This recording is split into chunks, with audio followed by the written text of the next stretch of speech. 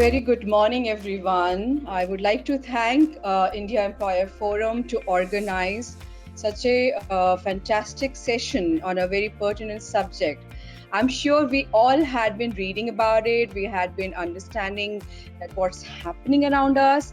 So today's topic on new labor codes and its tripartite impact on employers, employees, and governance is the subject we are going to deal with, and we are extremely lucky that we have industry stalwarts who has joined us today to express their views, and I'm sure we all understand this topic is very progressive. In fact, one of our speakers was talking about, do you think this 1 hour is going to make justice to us and or to the audience? I think the answer would be coming soon from the great questions we are expecting from our audience. So feel free to put up your questions in the question section, but I do have a few questions for our panelists. And of course, we are also going to look into the whole context. What are we talking about when we are looking into Satyameva Jayate to Shramaveva Jayate? And I think that's a mantra our Prime Minister had put up in front of us in 2020. And what really happened in last 2 years? Where are we today? How are we progressing? And you know what? We're talking about in total maybe 50 crores plus workers in the context of India. It considers both organized and unorganized sectors. So how are we looking at these four codes? Did we not get the point that 29 laws codified into four codes? Is it really possible? How are we going to administer it? And when we are talking about these four codes, we are looking into code on wages, industrial relation code bill, code on social security bill, and occupational safety, health and working conditions code bill. How is it important? Where did it arise? What exactly we are thinking when we are talking about bridging the gap for last 73 years? Is it really happening in terms of putting the corporate sector, global environment, and actually giving ease to their workers in terms of their motivation, their health, their ability to work safely, their getting their payment of wages on time, and also dovetailing with the new reforms like GST? How does it impacting our economy? I think all these areas will be covering soon. It's a great opportunity to introduce our eminent speakers. So I would like to introduce Sudipto Mandal. He's a VP and CHRO of Star Cement Limited. Sudipto Mandal is has 23 years of industry experience across different sectors ranging from manufacturing, IT, ITES, FMCG, BFSI, and retail in MNCs and leading Indian conglomerates. He is an alumnus of CHIS Mumbai and has worked with leading organizations such as Asian Paints, Dyes, Oracle, Spencer's, Crystal, and Eveready. Sorry for that. Welcome, Sudipto. We are lovely to have you on board. So we also have Shriram V. CHRO Bank Bazaar. Shriram V is he has been working in Indian multinationals and captive IT organizations for the last 20 plus years, driving the strategic people agenda for the business to facilitate achievements of business outcomes. He has also served as president of the Chennai chapter of CII HR committee, is an active member in various industry associations. Welcome, Shriram. Thank you. We also have an opportunity to introduce Sumit Savarwal, who leads Team Liz HR Tech Limited. He comes with strong 20 plus years of experience. Sumit was CEO and MD of Excelity Global. It was also known as Aon Hewitt.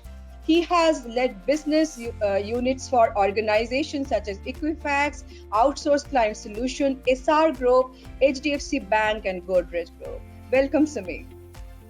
Thank you, Renu. Welcome to all of you. I think it's a great opportunity to get such a diverse background of people. I was quite intrigued to look at the empanelment, and once again, thank you, India Employee Forum. You did a great job of putting this topic together and bringing our eminent speakers. And I think it would be a great opportunity for the audience who are so much interested to know what's really happening with these four cores. Why do we need them? Where do we need them? How do we handle it? What is in it for me? What is it exactly we are going to look into when I'm combating my challenges in my world? I think I'm going to request each one of you to respond to the question, and I will request you one by one if that is okay with you. Yeah. So my first. Yeah. Thank you so much. I think there's a lag, so I'm getting the response a little later. Pardon me for that. So the first question, and I will request you to respond in 3 to 4 minutes because there are a lot of questions we are expecting from the audience. So we would like to have those as well. So my first question to you is, what are the industry-specific impacts you see in your respective spaces from the consolidation and implementation of these four codes? So who would like to go first? Do you think, Sudipto, you'd like to start? Okay. Thank you so much. Sure. Thank you, Runa. Thanks for this wonderful introduction. And I must also thank India Employer Forum for organizing this event and creating this debate or this discussion in the fraternity, I think, which is very, very important towards not only designing a conducive strategy with regard to industry and labor management, but also in terms of the implementation. Right? So we'll talk about that. So briefly, to come back to your question straight, I think the way I see it is the whole intention of this labor code is very progressive, futuristic. From the point of view of three things, one is that it's a simplification. 29 labor laws were brought in under 4 codes. So that's one way eradicating any such overlaps that we had. And that was creating a lot of misinterpretation because of those overlapping laws. So that's one aspects of simplification. Second thing, I say that this is also looking at a kind of a win-win situation by way of creating a conducive business situation for industries. At the same time, we should also look at how are you going to stop any possible exploitations as far as the labor is concerned. So this balancing act, I think, is the second aspect which these labor codes actually intended to. Now, while we talk about the right intention, the main aspect is that how are we actually implementing it? That's where the proof of the pudding that will come in. Okay, so so if you really look at the whole labor laws, the way it was envisaged pre-independence and even after independence, the different acts, they were primarily coming from the point that how are you going to protect the interest of the laborers, primarily to stop exploitation. And I think that's where I think a lot of exploitations were kind of being prohibited or protected. That's the intention at that point of time. It never thought much about how are you going to take the industry in a manner where the ease of doing business is going to be the motto as well. Now, even if we have had so many stringent acts to protect the interest of the laborers, what in my experience we also saw and what we learned that in 70s, 80s, there were huge industrial relations aspects. There were cases where people were also not given the fair share as per the law. So in spite of having such stringent laws, there were still issues into the industry, both organized as well as unorganized sector.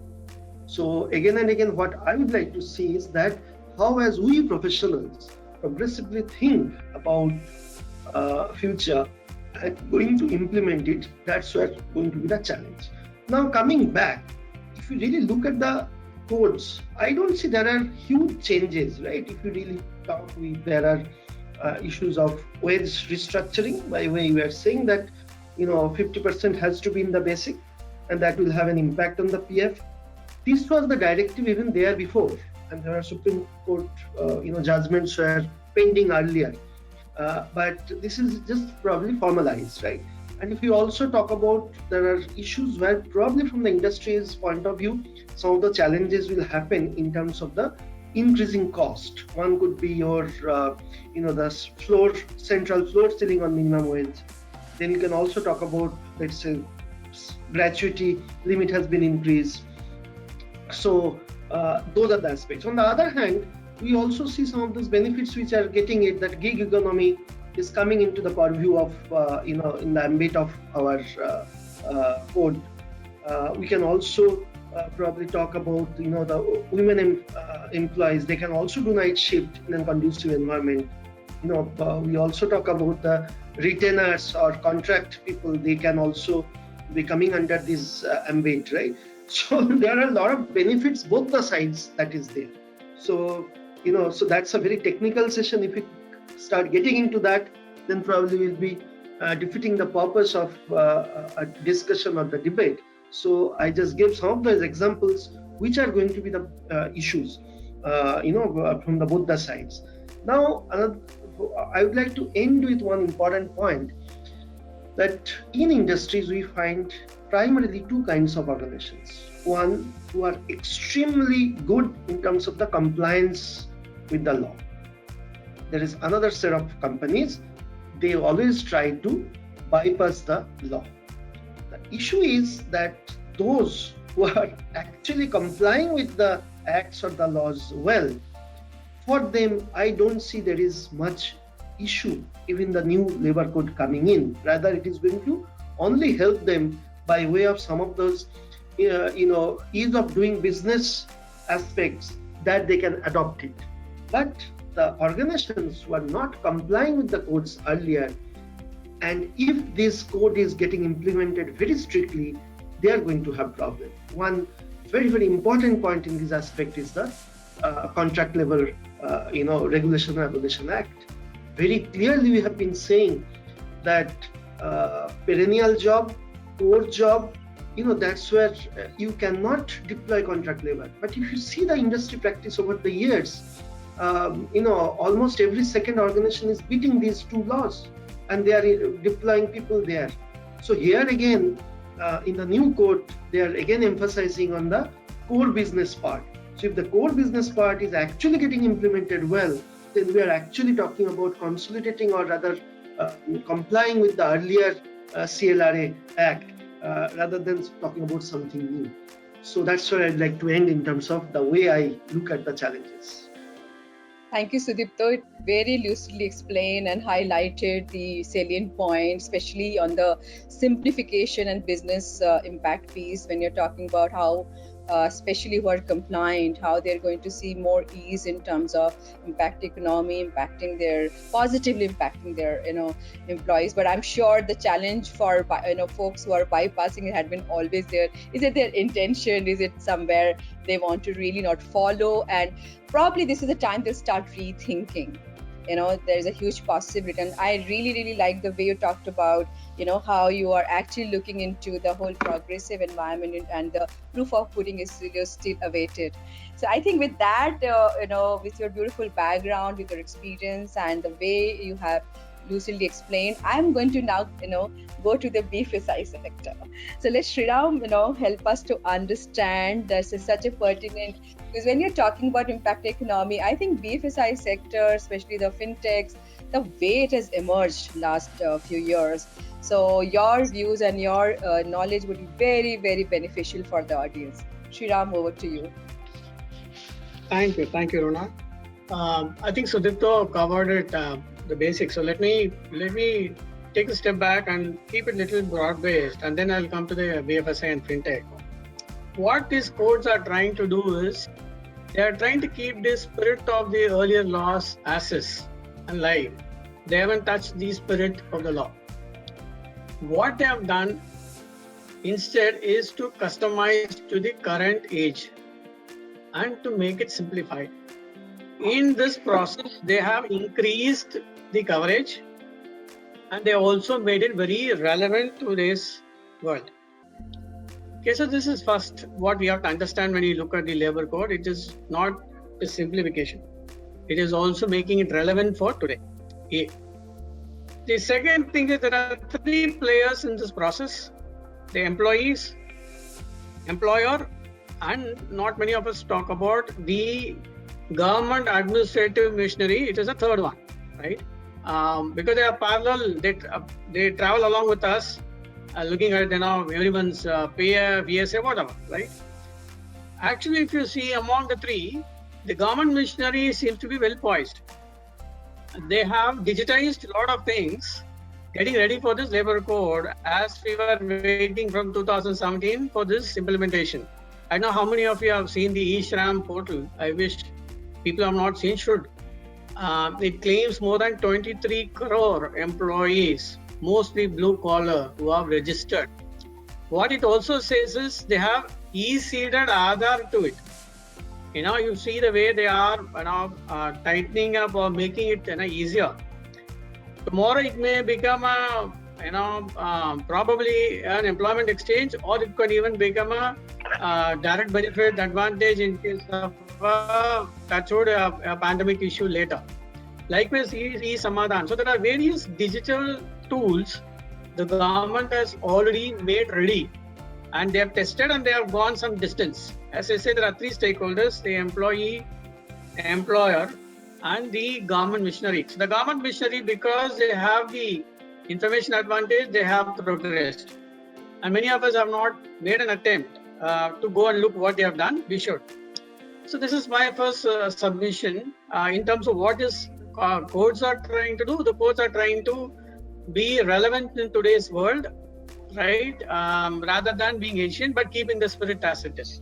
Okay, so that's my first submission. And second submission is what are the key stakeholders and where we stand.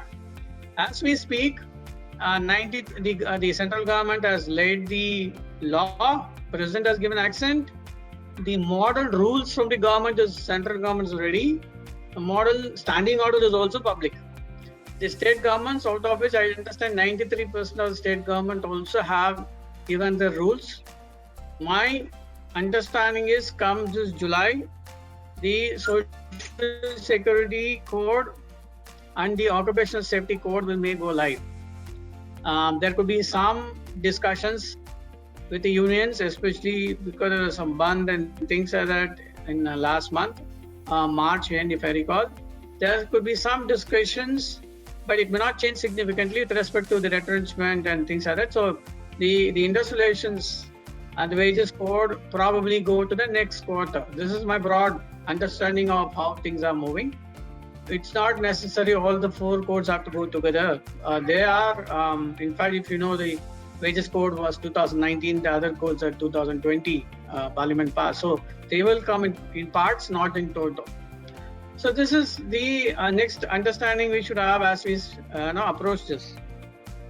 Coming back to the operations, specific to industry, specific to fintech, there are some very broad areas this is touching, and I think the companies have to get ready for it.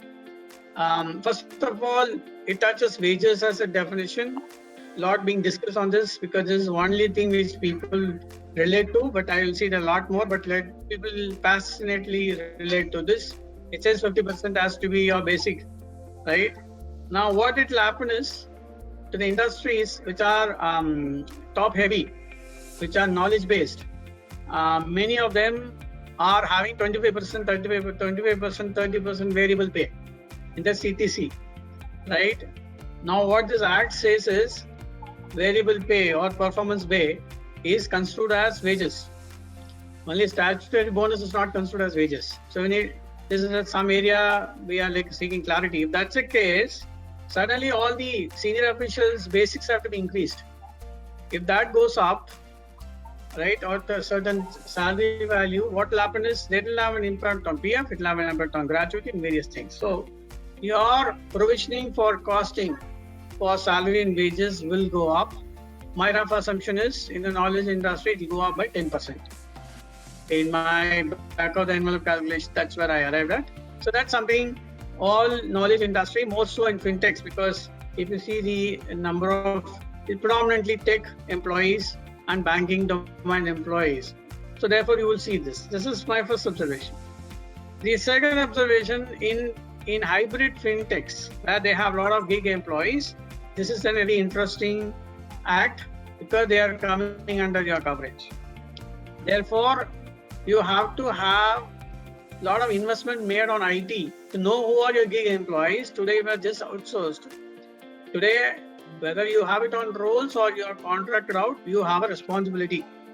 The principal employer is fully liable not only for salary, but also for welfare. Therefore, what it means is that you need to know them. You need to have a transparent way of understanding who is your gig employee, direct or indirect. So this could be another interesting dimension.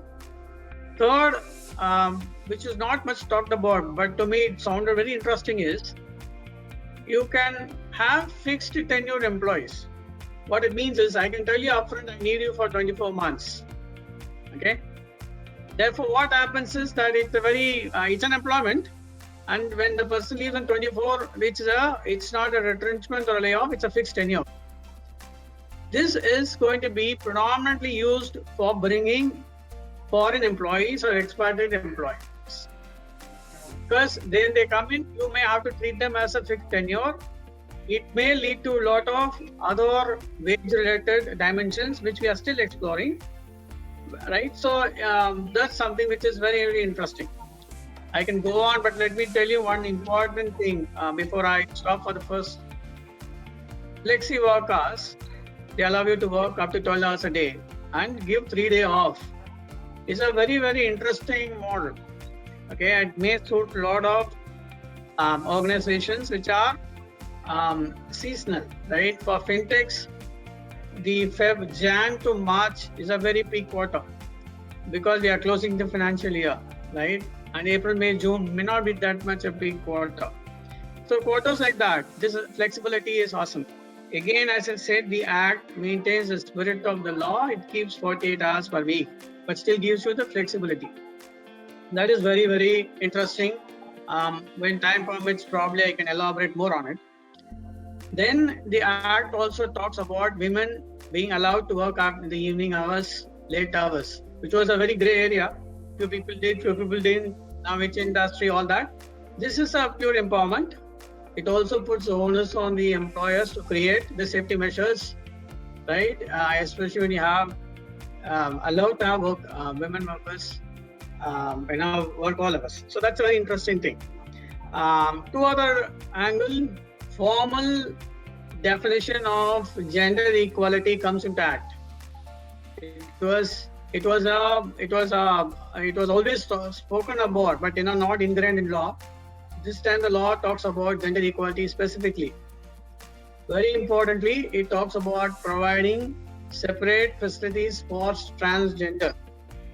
So it also brings in. So the organizations cannot trivia this. They have to have, when they plan, they should start planning. I'm speaking from a organization's perspective, what they have to get ready for. Right? This is coming out, this is already in your doors. So get ready for this, and these changes are for good. As I said in the first opening remark, keeping the spirit, they have only made it relevant. So we should stay relevant, otherwise we'll become a dinosaur. To me, these laws are awesome. There could be debates on certain points. Let us debate and change if need on the go. But I think we should adopt, as I've always been saying, and I request the forums to keep the debates going till we fully adopt. So these are my first impressions with which I see. One last thing, interestingly I heard many crypto companies, when they say crypto, not all of them we should see in a negative mindset. They are also into technology space, NFTs, whatever, blockchains. They are now very comfortable to employ Indians without an office in India. If the codes are active, they can control, do payroll and remittance without being in India. So this is something I thought all of us should know this is coming. Before the war, the ongoing war, a lot of Indian companies were trying to hire Ukraine employees who are very good in the IT space. Especially, I'm aware of many companies. Likewise, it will be reverse. If the code gets beneficial, everything is portal driven. And now I already know a few very large crypto organizations, or if I instead of saying that, let's say blockchain based organizations, have hired employees without an office in India, willing to work only out of India, and they manage end to end their life cycle without having a full-fledged premises here. So I park there, and I probably will take more views on the next round. Thank you. Thank you, Shriram, for your elaborate explanation, especially all the points, and especially when we're moving from the context of simplification to the relevance. And so you talked about a lot of parameters, very well explained. So I might be reducing the time for all of you for the next questions, considering the time I have.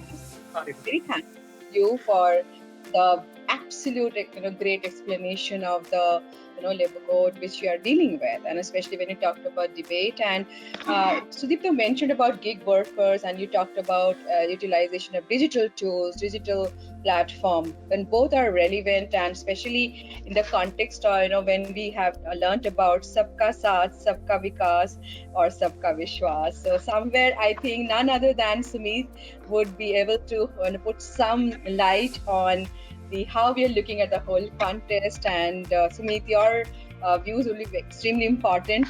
Sumit, before I hand it over to you, I'm going to request that for the next questions we'll be sticking to the time. Okay, thank you, Sumit. I'm not putting any pressure on you, Sumit, but yes, please help us with your understanding. But and we also have a lot of questions for you after this. Sure. Yeah. And thanks, Runa. And I think Sudipto and Shriram have beautifully explained the intent, and the way in which this is getting unfolded. What I want to also say that it's not only for the organizations, it's also beneficial for all the workers or all the people who are actually going and earning wages or working, whether irrespective of level they are. And the uniformity that it is going to get is for a long-term benefit of the employees. For example, if there are some organizations which are having a different compensation at the wage structure which is there, which very less takes care of the long-term or the retirals or the long-term benefits or the safety of the employees. So that ways the employees are also going to benefit on a longer term, although shorter term they may have to pay more in terms of the long term retirals or the the contributions, but definitely it is for a long term it is beneficial for employees and their families also. Plus the kind of the enforcement of this in terms of compliance on this, there are very stringent proposals that are there. And definitely this will drive a lot of organizations to actually implement it in a very, very faster way. And therefore, not only the employer, employees, government, but overall economy will also benefit phenomenally with a very fast implementation of these new codes as soon as they are brought into momentum. So that's what I have to say, Runa. That was too short, but I think you expressed it so beautifully that I think it was high impact. And now I'm going to give you absolutely one minute on the next questions, and audience questions started pouring in. So please stick to the time so that we can do justice to all the questions we are getting on our question bank. So here my next question again to each one of you, and please take and I'm not going to prompt, just pick up one after other. All right, so the first one is going to Sudipto, and each one of you requested to respond. So you talked about taking steps and improving the ease of doing business in the country. So how much movement do you see from your angle? So Sudipto, would you like to answer that?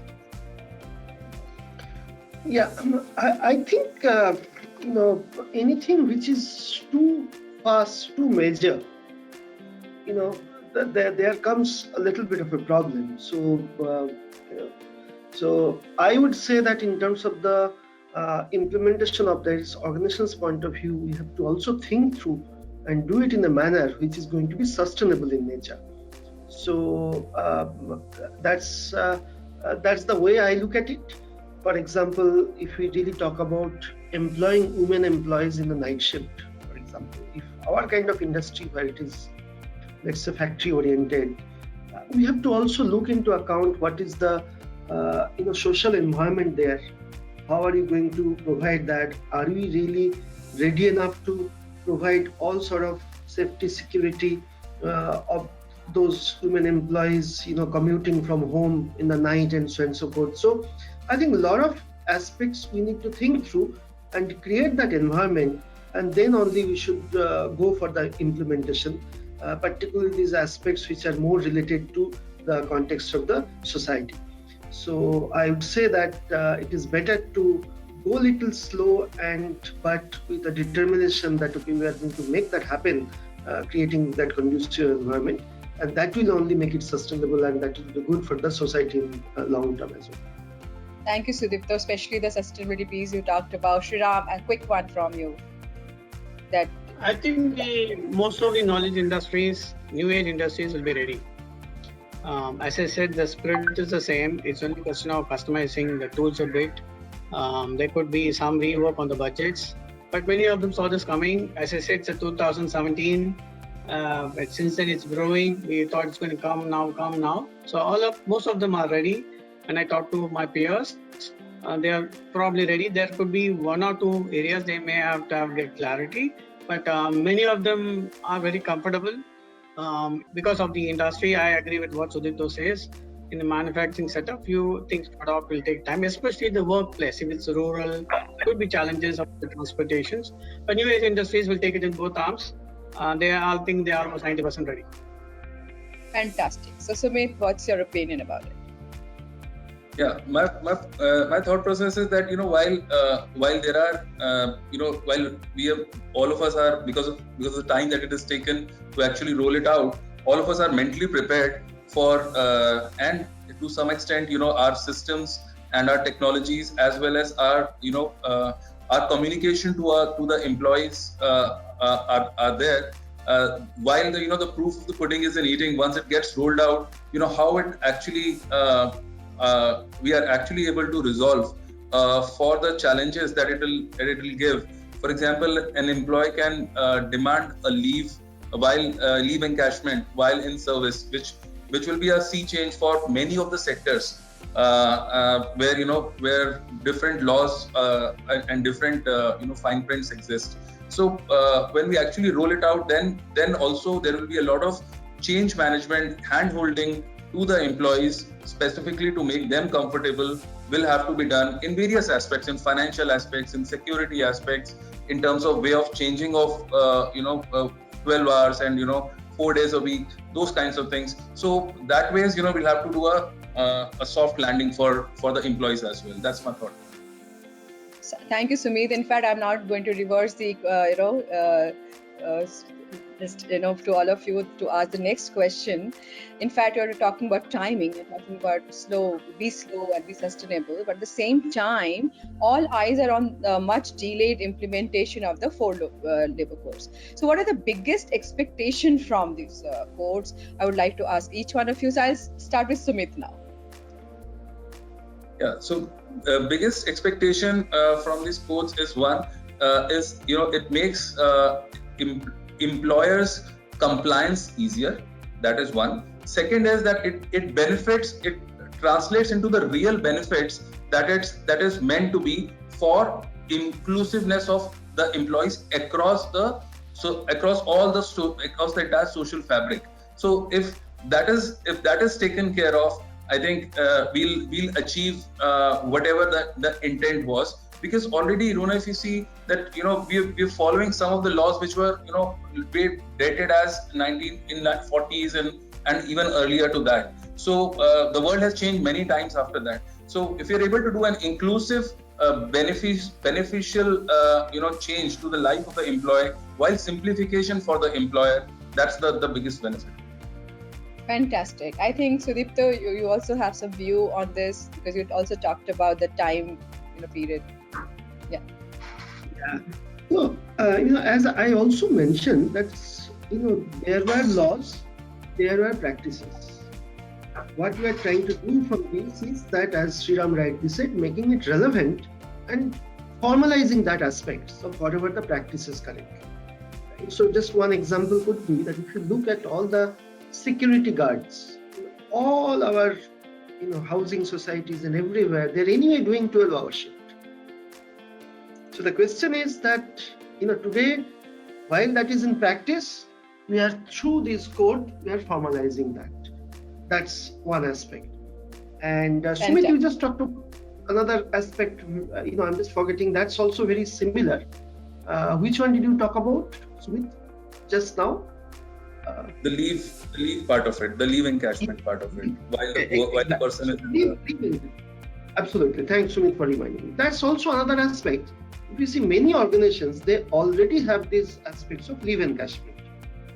And interestingly, there are organizations which Sriram would be able to relate in fintech organizations. They forcefully tell people that you have to go on leave because of two reasons. One is that to see that your system is actually working without people being there as a process, and also to ensure that people actually enjoy the privilege of having the privilege leave rather than completely looking at it. So this labor code is also going to talk about that how are you going to create a path for a progressive working environment as well, right?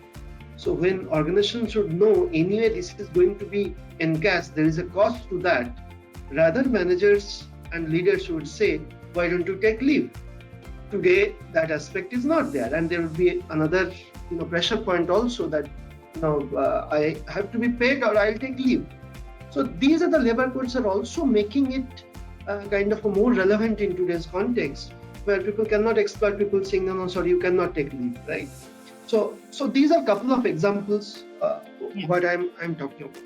Now, third point, which I'm saying in terms of this is the important one, in terms of the expectations, my greatest expectation would be on two fronts, that how this whole digitalization is going to make it easier, number one, and the number two is that how this code, in terms of the simplification, is also going to reduce the corruption in the system, both through digitalization and this simplification, because that's where I think majority of the issues come in terms of the number of compliance that was there. You will always find there is a possibility of something or the other non-compliant. So intention is to do business with ease in the rightly, then I think corruption should also come down. And if that happens, then only the implementation would be smooth and we'll be doing it in the right spirit. Thank you for adding the corruption piece. I think that was very pertinent. And I'm really going to request all of you to stick to the time because we have only 15 minutes and loads of questions are there. I'm sure they would all love to be responded to. And so Sriram, again, this has to be 1 minute response to the same question. Okay, quickly, right? 3 observations. First and foremost, employees over a period of time will be more knowledgeable on their rights, because it's going to be consistent across and it's going to be much more abridged. Therefore, employees, if not immediately, they may not need an interpreter or a support system. They will know what their rights are, right? So that's going to make life a lot more simple even for the employer, because the interpretations are going to be consistent. 2, it will make the unions weak, right? So that's on the long run, right? 3rd, in my view, the cost of employment or the employees will go up. There's a central minimum wages board, which is a threshold, and the states can do more but not less. What it means is that it's going to be minimum wages across country. What is that applicable in Bangalore may not be applicable in some other corner. So how are they going to classify? It's going to be very difficult. What is a minimum wages in Mumbai cannot be a minimum wages in some other part of the country. But that's the bare minimum the central law is going to fix. So these are my 3 observations. Thank you for keeping it short. And the next question is actually going to really, probably will bubble with a lot of energy and knowledge. But again, I'm going to say that, I'm really looking at the question section. It's loaded. So please stick to 1 minute, each one of you, for the next question, which is very relevant. That do you feel, these 4 labor laws will foster a fundamental rethinking of the normally debated subject, formalize the informal economy? will there be an employment drive towards mass formalization of jobs? So none other than Sumit will start this the response. Sure. Certainly, and we are seeing. Thanks, Runa, I think we are seeing a formalization of the non-formalized jobs. Only thing what it will help is it will act as a catalyst, because currently, there are people who are small, especially in the Cat B, Cat C cities, which are smaller cities. Where people are, there is a lot of gray areas. This will, compliance becomes very, very burdensome in terms of, formal sector. So people, with the ease and with the accessibility to these simplified codes, I think it will just accelerate it in a much faster way in our semi-urban and the rural economy. So that will really help, Aruna. Thank you. So Sriram, your views on this? Yeah, I think it'll accelerate significantly once you are into the government portal, right? And if your Aadhaar is seeded to you as an employee, then it will only lead to what skill set you have. What is your previous employment? So it sort of bundles into a information database, right? And it will keep adding. And at some point of time, we will be a lot more authenticated data with how many are really employed. Today, the employment going up, going down is more a hunch. We are not too very sure about when the government publishes the data, but it will be a lot more significant and it will accelerate. Once you digitize and start tracking people, it will two-way. It will help the employee, it will help the government and also the employee significantly. Very nice. So what about you, Sudipta? What's your thoughts? I would say yes and no, both. Right. While there are two things. One is the digitalization, another is the knowledge. These are the two aspects which would actually help and accelerate in terms of formalizing. But again, the pace which probably Sriram expecting in his view in terms of the significant, I would say there are two hindrances as well. One is the knowledge itself, because if we really go back to those 90% of unorganized population, how much are they actually knowledgeable to do that? And then it comes is the aspects of corruption and implementation, that how the intent of still bypassing that, there would be people who will be finding that out. So obviously it will increase, but probably in my view, it may not be significantly. It is in the right direction, but there are hindrances also. We have to take care of that. Very encouraging. In fact, that's the reason I'm going to now take some audience questions, and the first one is coming. In fact, Ashish Pandey has asked two questions that they are very different questions. So the first one, any one of you can take and make it a short one, because there are 5 more. I think there are more if I'm going to look up. So the first one is what are the benefits from employees part? So let's respond to that. Who would like to respond? Let me take it. This is for the employee. Yeah, this is for the employee. You're saying for the employee? Yeah. Employees. Yeah, so first of all, yes, employees on the long run, right? Their retirals will go up. First of all, I think in all it gets standardized. Second is that irrespective of their work location, the work rules will be standard. So they are a lot more knowledgeable and empowered about what it is. So that's going to be, very important, and the knowledge is everything. So they will know their rights. They are not dependent anywhere. So that's going to help them. Third is that already PF is very transferable today, which if you see sometime back, the nightmare. Right? All other benefits will continue. The settlement dates are 2 days. If from exit, you are supposed to settle in 2 days. If you see the other clauses, retrenchments are made tighter. You have to take a prior government approval before retrenching. Those things are not let go. While they have protected the employee's interest, they have enhanced the employee interest with respect to the definition of wages and with respect to more social security.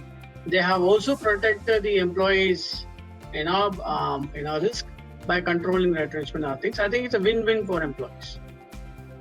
Thank you, because a lot of other points also all of you covered, Sriram, Sudipto and Sumit, that you talked about maternity benefit, you talked about, payment to bank, you talked about many other aspects. It's a complete list and many of them have been already covered. So Ashish, I'm sure you will listening to the fantastic sharing by our speakers, so they had been answered. So your next question now, Ashish, again, is how retailers' contractual employees will get benefits. Do you want to be specific about it? Any one of you who wants to pick that up?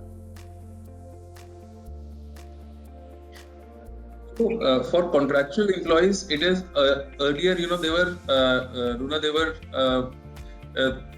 were in a state of mind where the company which is the contractor is the real company which is helping me with my benefits, or my end employer is benefit. Now with the new codes, a lot of emphasis is based on the contractor or the and also some part on the principal employer, the end employer. But because of the streamlining of their benefits, which is the the PF, the structures, the compulsory issuing of the appointment letters, which is one of the provisions which is coming in. So they will feel more formal into a formal sector. One. Secondly, their interests will be absolutely protected as per the compliance. And the responsibility of maintaining the registers, records is also with the principal employer. So that way, there's going to be a good check and balance, which is going to help them very specifically from the employee's perspective in terms of their longevity and the social security. Fantastic, Sumit. Just to add, Rona, to Sumit, the principal employer is responsible for the payment. In case if the contractor does not pay, principal employer is fully liable to make that payment. It's been clearly carved out. So that's a big safety net for the contract workers. So in next 5 minutes, I have to do justice to at least 7-8 questions. So let me try my best, because that's not possible. So probably they can connect with you, through our organizers later.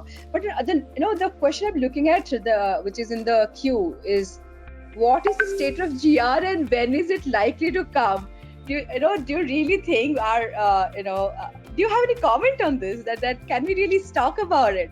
That what is the state of GR and when it is likely to come? The person was, I'm sorry they have asked these questions in the panel, and I'm sure it has to go back to the government. All right, but still, I would like you all to attempt. Do you think it's possible to attempt by all of you on this, or any one of you? I think I will pass these questions, because this is something probably we should go back to the books and look into the announcement of our government. I think the next one will be, will number of annual return increase or decreased in new code? Very interesting question. Any idea on that? It has come down. I looked at it. It has come down significantly.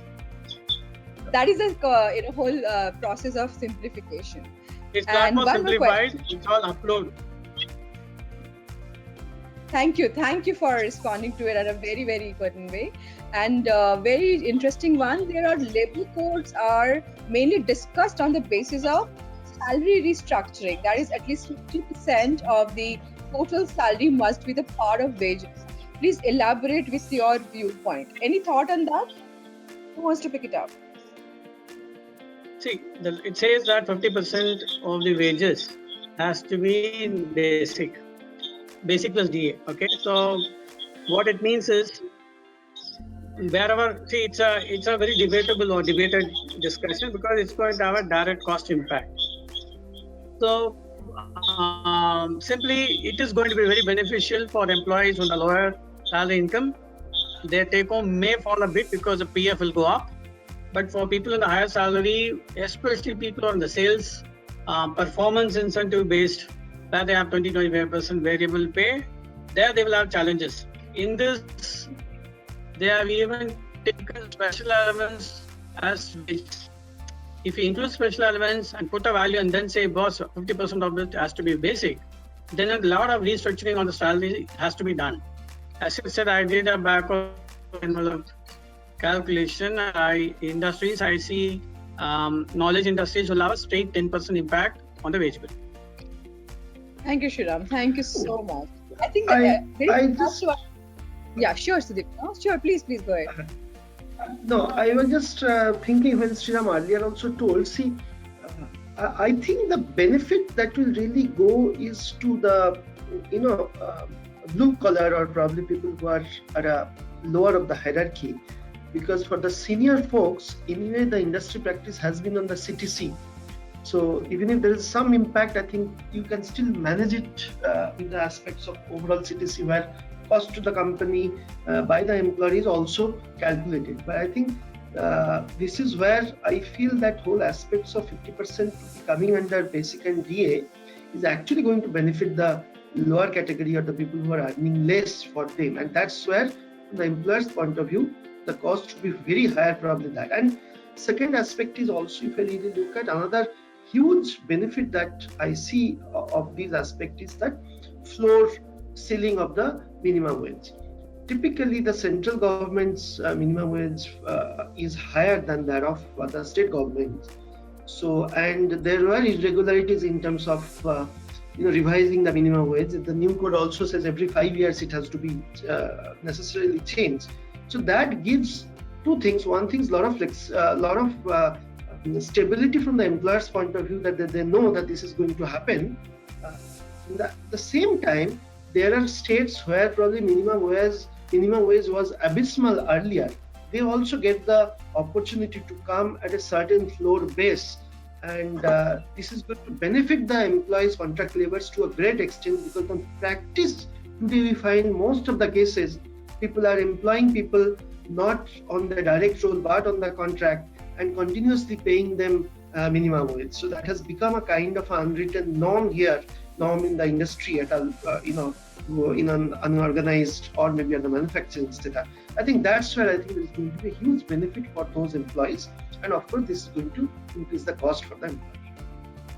Thank you, Sudipta, for adding value. And I'm going to do rapid fire of 3 questions. They're very short ones, and one by one you'll answer, okay? And will not take much time. So the first question to Sumit: are NGO coming under the ambit? Yes. All the organizations will be who are employing should be will be there, most likely. Thank you. So the second question to Sriram: is there any changes in the retirement age? Not I'm aware of. No, I'm not aware of. I don't think so.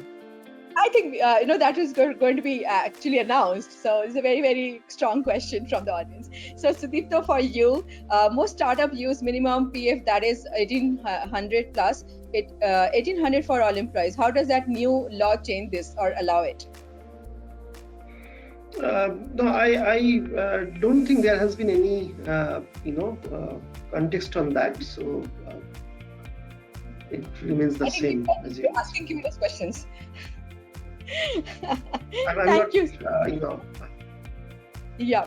And very interesting question, and maybe one of you can pick up. What are your views on change in wage definition for gratuity calculation for the IT and product industry? What should employers be geared up for?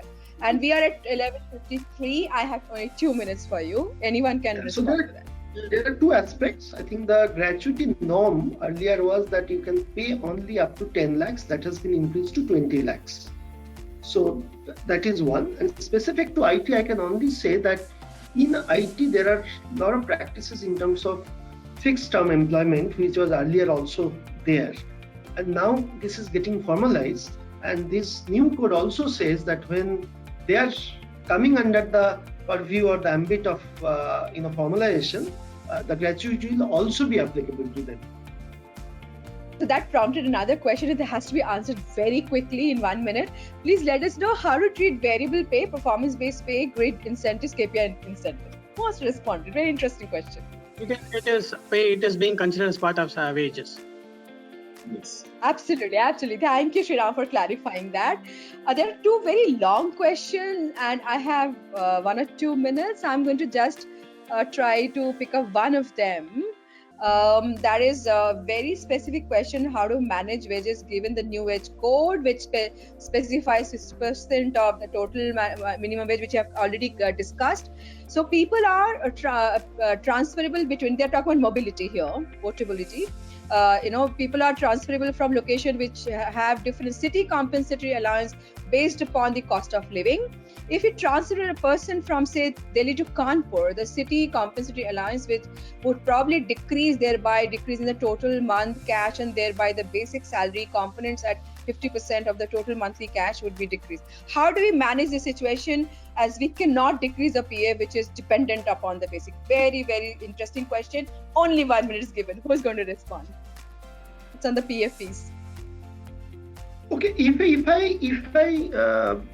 I'm not wrong, that the calculation of the wages that primarily excludes two aspects. One is the conveyance allowance, and one is the HRA, or house rent allowance. So if the moment we talk about not considering HRA, these aspects of will be taken care of. So there would not be any impact. Yeah, and also commission. So HRA, commission, and conveyance are specific exclusions. So once we exclude this, the other aspects can be easily taken care of. That's right. Taken. You all are so amazing. We have tried to do justice. There are at least more questions, but we have hardly any time. So thank you for making it so interesting and knowledgeable. I personally learned a lot, because I know I'm so lucky that I'm listening to all of you. I got so much depth as well as very, very relevant responses to this, and I'm 100% sure things are, again, as all of you said, is progressive. So I think it was extremely important to cover as much as possible, and 1 hour can't do justice. Do you agree with me? Any last minute? Because again we have 4 minutes before I thank you all, thank the audience, and thank you audience, you have asked such fantastic questions, and really apologize to those which couldn't be picked up, but I'm sure we will have next session being organized by our India Employer Forum, and I'm sure we can take those questions and begin our next journey. But any parting comment? An absolutely quick one with 3-4 lines, 3 more words rather. I'm so sorry, 3-4 words. So I'll say that it's like in the true spirit of Sabka Saath Sabka Vikas. It's all inclusive, one, and secondly, it's for employers, for employees, and for the overall social fabric. Beautiful. Thank you, Sumit. That can't be better. Yes. So my conclusion is what I said in the opening remarks. It is getting relevant for today. We all have to embrace this. There could be some hiccups, but we will correct on the go. But we have to accept it, and I think in true sense it is relevant for today's world. Thank you, Shriram. And Sudipto.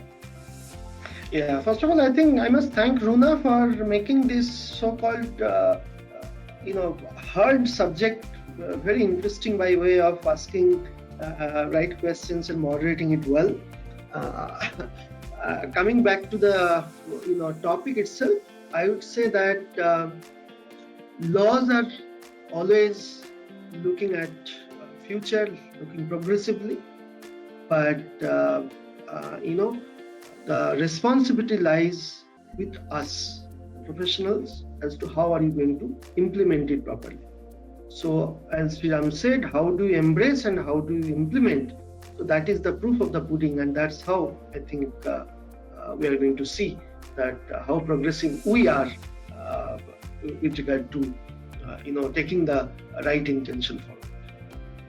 Thank you, Sudipto. Thank you for your kind words. And I think all of you are actually, going back to the very nice proof of the pudding. So I'm sure we are hungry to know more, hungry to learn. And there is articles published by India Employer Forum. And we are going to really look at you, Sumit, Sudipto, and Shriram, expressing your views on social media or anywhere we can get hold of your further responses, because this is a great subject, as you rightly said, Sudipto, very deep. All of you talked about the heavy part of it, but I think you have done a tremendous amount of justice. So I hand-folded thanks to you, because it was beautiful. Thank you, Sumit. Thank you, Sudipto. And thank you, Shriram. And thanks to India Employer Forum.